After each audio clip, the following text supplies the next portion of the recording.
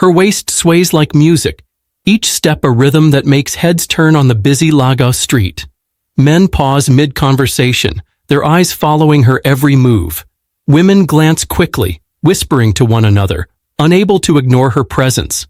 Her name is Lily, 25 years old, a young woman whose walk alone can silence a crowd. With confidence in every motion, she owns the road like it was made for her. But behind the glow of admiration and the whispers that follow her, there's more to Lily than meets the eye. For now, all anyone can see is the girl whose entrance leaves Lagos staring. The girl everyone calls the baddie. Lily wiped the sweat from her brow. The midday Lagos sun was harsh on her skin as she stood behind a clothes stall in Balogun Market. Brightly patterned fabrics spilled onto the sidewalk under a chaotic jumble of stalls, and hawkers shouted prices while children weaved through the crowd. Welcome to Stories by RICARDO, where we bring you emotional, dramatic, and powerful African stories that will keep you hooked from beginning to end. Today's story is one that will shock you, touch your heart, and leave you with a lesson you won't forget. The air was heavy with the smells of grilled suya and the cries of market women haggling in Hausa, Yoruba, and English. This sprawling sea of people was home to Lily's daily life, but today it felt like it might swallow her whole. She carefully folded a wax-printed skirt, trying to focus on the task at hand.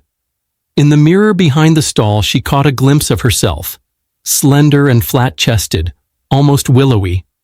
Her hips were narrow beneath the cotton wrapper tied around her waist. In her mind's eye, she saw another Lily entirely. Tall, with dramatic hourglass curves and long lashes, each outfit designed to turn heads. That version of Lily existed only in the glossy world of Instagram, popping up in photos of lavish parties and sleek sports cars. "Lily, how far?" Zainab called, brushing a lock of hair behind her ear. She leaned against the counter, wearing a grin and a bright Ankara scarf around her head. "Hot like fire today, no be lie?" Lily managed a weak laugh. "Yes, oh pepper hot pass," she replied quietly. Zainab set down a bundle of lace fabric and studied Lily's face. "Girl, you fine as you be. Why you dey vex like person way chop snake?" Lily shook her head and avoided Zainab's eyes. She thought of a post from that morning. Bella in a sparkling gown, hips full and proud. "I see Bella's new post," Lily finally said, voice tight. "She fine well, and everybody loves her body. I don't have that body, Zainab. My bra is too small, my hips too slim. I feel flat, no shape at all." Zainab's cheerful face sobered. She touched Lily's hand.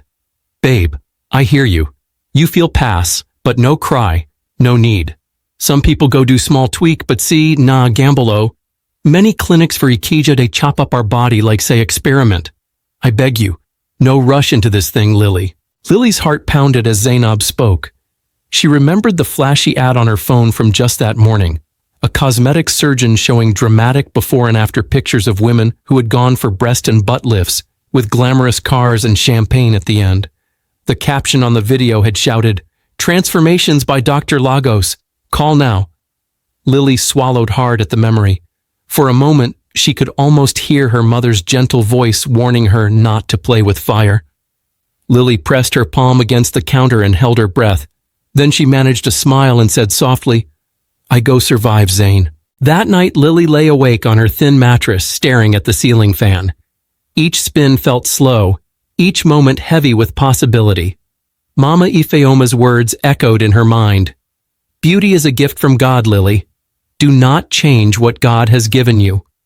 But Lily felt something else louder, yearning. She crept out of bed quietly and checked her savings box in the corner. Her heart skipped when she counted the Naira notes. It was barely enough for one procedure, but Lily was determined she needed both breasts and thighs done. Over the next few weeks, Lily worked extra hours at the boutique and borrowed money from a sympathetic colleague.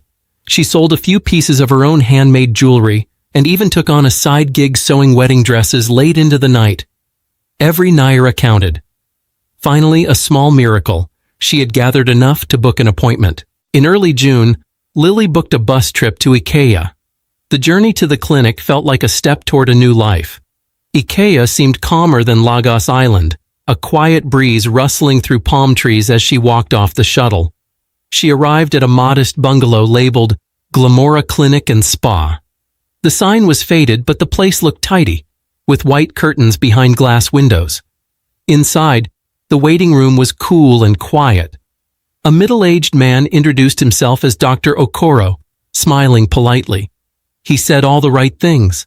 The procedure was routine. Millions of women were doing it, and soon Lily would be a star. He showed her pamphlets of other patients who were so happy now, girls in bikinis by the pool. Lily's heart fluttered as she flipped through them. Dr. Okoro gestured at a brochure showing before and after silhouettes. "One small prick for now. Mama go see you in Ikoyi soon," he joked. Lily's mind spun as he went over the details.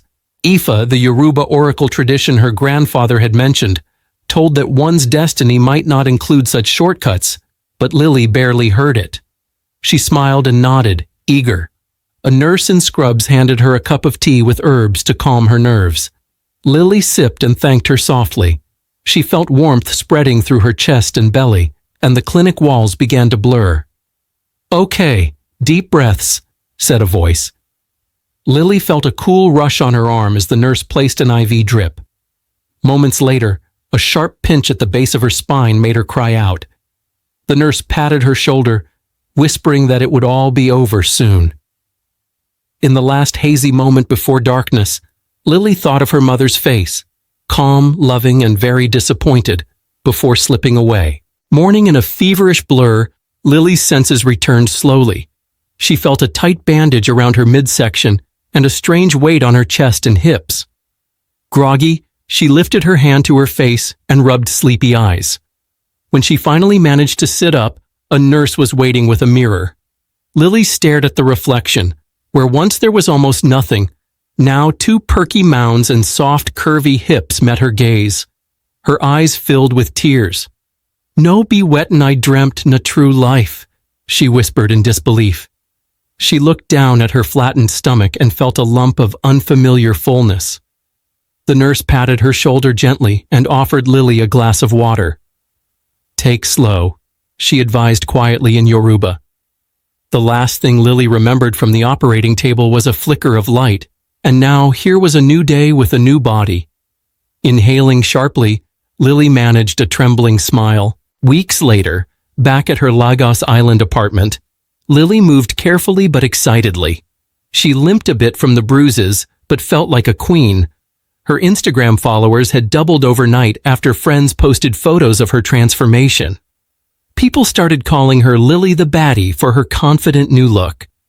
A few neighborhood boys on motorbikes whistled as she walked by in a tight skirt. It was a new sound of admiration.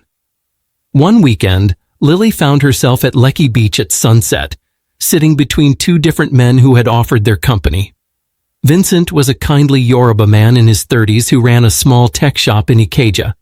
He brought flowers and told her funny stories in pidgin that made her blush. Sei was a suave young banker from Lagos Island, buying everyone bottled water at a nearby fish market grill. Both complimented her generously.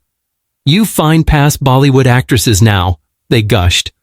Lily laughed with them, enjoying the attention as if it were her birthright. Soon Lily used her new earnings from modeling and promotions to rent a modest flat in Ikoyi.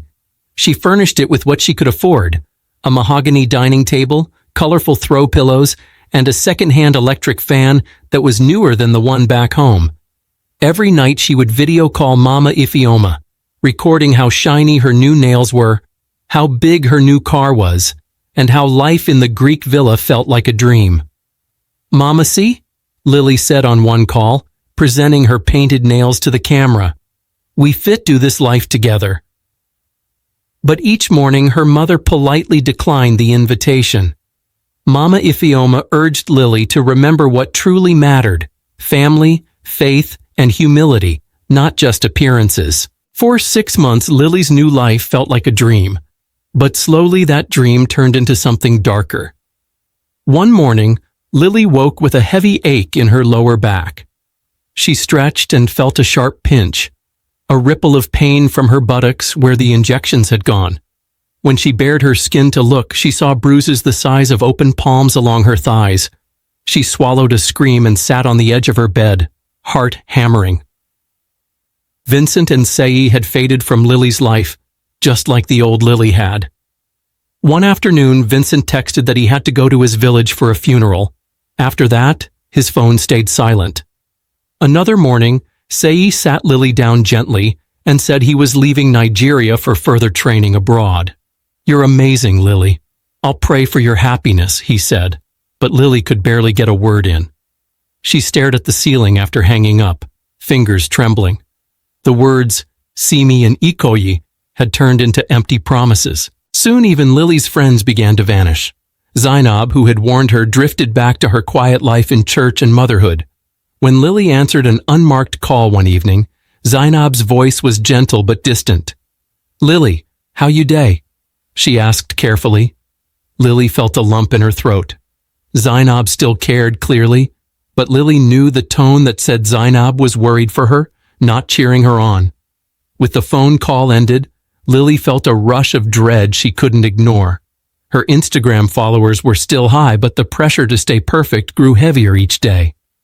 To maintain her image, Lily tried launching a small fashion boutique in Lekki, aimed at curvy women, hoping her name would bring customers. But without Lily's daily charm or a real manager, the store's light stayed dim. Finally, with tears in her eyes, Lily posted an out-of-business photo and watched her bank account shrink. The real blow came when Lily's health took a severe turn. One evening, she collapsed at home with a high fever. Her friends rushed her to a hospital in Ikeja. Doctors told her she had a serious infection around one of the implants, a complication of the cheap procedure. Lily lay in the sterile ward feeling betrayed by her own body and afraid to tell Mama. The bright young woman who had chased curves now felt like a patient losing everything. In the quiet darkness of her hospital room that night, Lily slipped into a troubled sleep. She dreamed she was walking alone through the echoing alleys of Balogan Market. The colorful stalls were empty, the air filled with whispering voices. Ahead of her stood Mama Ifeoma, eyes shining with sadness. Lily ran forward, arms outstretched, but Mama's face blurred like smoke. "Lily, my daughter," a voice called. But before Lily could reach her, Mama turned and vanished into the crowd. Lily jolted awake, heart pounding. Her body was weak, but her mind was clear. In the pale morning light, the whisper of her mother's voice lingered. "Beauty is God's gift. Never be cursed to chase it." Lily knew what she must do. That same morning, Mama Ifeoma arrived at the hospital. She had heard of Lily's condition through a neighbor and rushed to her side. Lily opened her eyes to see the familiar, gentle face she had missed so deeply. Mama took her hand. "My child," she said softly, tears in her eyes. Lily whispered, "I'm sorry, Mama." Mama Ifeoma embraced Lily tightly. In that hug, Lily felt years of love and pain pass between them. The sterile hospital room faded from her eyes, and she saw once more the warm light of her childhood home. Mama singing lullabies in the kitchen. She had chased an illusion and almost lost everything. Now she understood what was truly beautiful. Lily's recovery was slow, but with her mother by her side and the truth in her heart, she began to heal. As she rested on the white-sheeted bed, she remembered a Yoruba proverb her mother had once shared. "A beautiful woman without good character has only vanity." Those words rang in her mind like a promise. Lily realized true beauty came from kindness, health, and faith, not from perfect curves or followers on a screen. When Lily finally stood to leave the hospital, she walked out with a gentle smile. The sunrise over Lagos Island painted the sky gold, and she felt grateful for a new beginning. Riches, fancy clothes, and social media followers all felt empty now. Embraced by Mama Ifeoma, Lily stepped forward into life once more, this time knowing her worth went far beyond the mirror. In the quiet wisdom of her heart, she had found her true beauty. Lesson: true beauty is not in fake curves or social media fame, it's in health, character, and self-respect. Vanity fades, but wisdom and family remain. Thank you for watching this story on Stories by Ricardo. If you enjoyed it, don't forget to like, share, and subscribe so you never miss another powerful story. And tell us in the comments, what lesson did you take away from today's story? Until next time, keep watching, keep learning, and keep growing with Stories by Ricardo.